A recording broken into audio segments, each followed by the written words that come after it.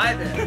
Welcome to week 2 of Wheaton Stuff in the Buff. I'm your host, Chad Musgrave. We're not promising weekly Wheaton Stuff in the Buff, but this is the second installation of the great program. Good call. This may not be a weekly thing, but it's the next installation.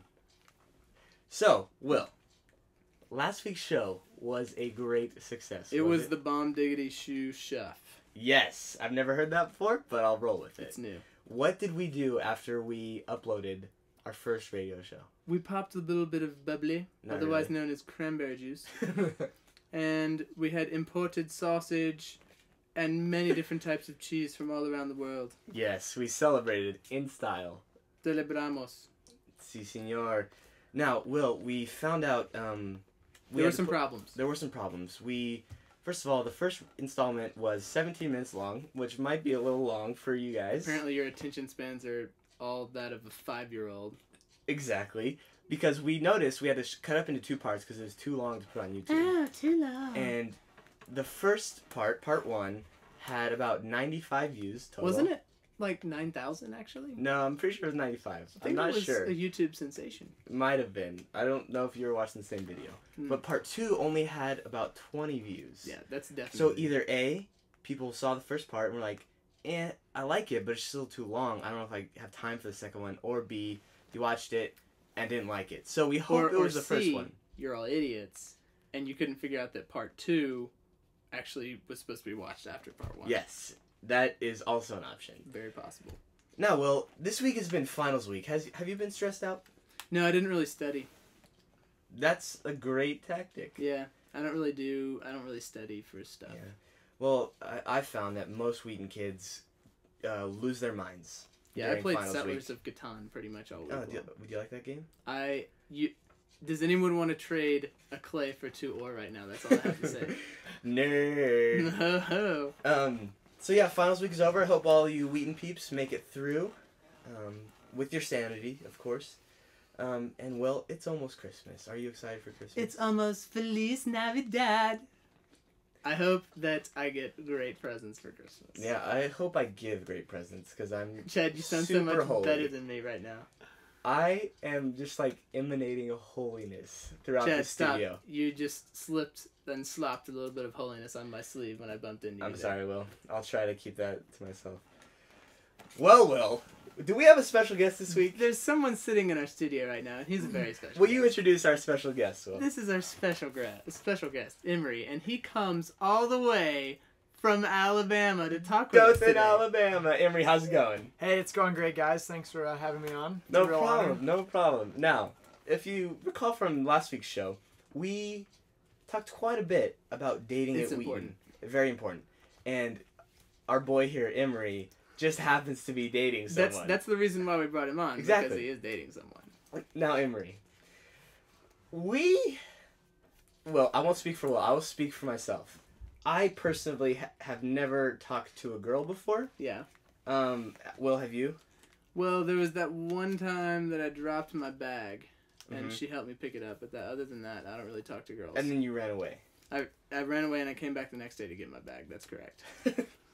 Gotcha. Well, Emery has a girlfriend, and he obviously talks to her because they're dating. So, Emery, what's it like to talk to girls? Well, that would actually be a good question. Is it actually necessary to talk to a girl in order to date her? Well, there's a lot of opinions about that, and something that I've found that might actually go against the thing that we always hear is, communication in relationships. Everyone says it's a really big deal, but really, you don't actually have to do it at all.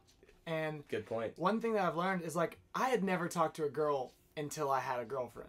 Oh, and nice. I was like, well, if she's my girlfriend, she'll probably want to talk to me, or at least be willing to. Is that really an assumption that you're in a position to make? Well, not really. I guess you can call me out on that one. I'll go there with you. I mean, because she's a girl. Girls don't go to the bathroom or have any reason to talk to guys. That's true.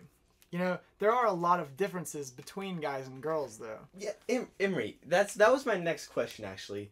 What are the basic differences between guys and girls, mentally, emotionally, physically? We're looking physically mostly. Mostly physically. What are the differences? Well, really what it all comes down to is. Yes, Emery. You seem to be having some problems with the physical differences. I think we flustered him with his question. I think he's a little bit confused. You know, I think there's some physical differences, but what I'd really like to draw your attention to is the fact that besides that, they're basically the same. Is that really true? All men and women, yeah. It's like me with the guys. It's like when I am planning what I'm going to wear, I just walk down the hall and ask all the guys what I think I should wear. Because naturally, I do that too. Yeah, and like, when's the last time you went to the bathroom by yourself, Chad? I mean, never. I mean, if I ever have to wake up in the middle of the night to use the restroom, I always make my roommate Jordan come with me.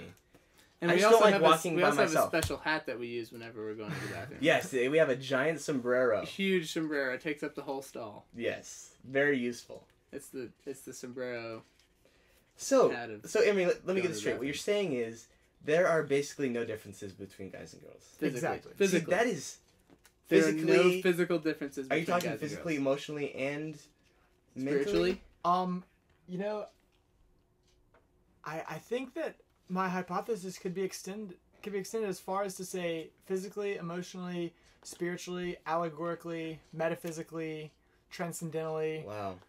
I mean, all the dindalies. All the dindalies. It really comes down to one thing. Guys and girls are exactly the same. You know, well, that will be very useful to keep in mind if I ever talk to a girl in the future. I'll just go off that assumption in everything that I deal with girls in every single way. Wow. You know what? Emery, thanks. I'm sure that's gonna help the Wheaton male population will benefit. That's gonna help a lot of I really think that's what the guys here need to hear. Now, another question that seems to be a lot of hoopla and hubbub is that, you know, did you have to ask her out on a date? And how did you do it?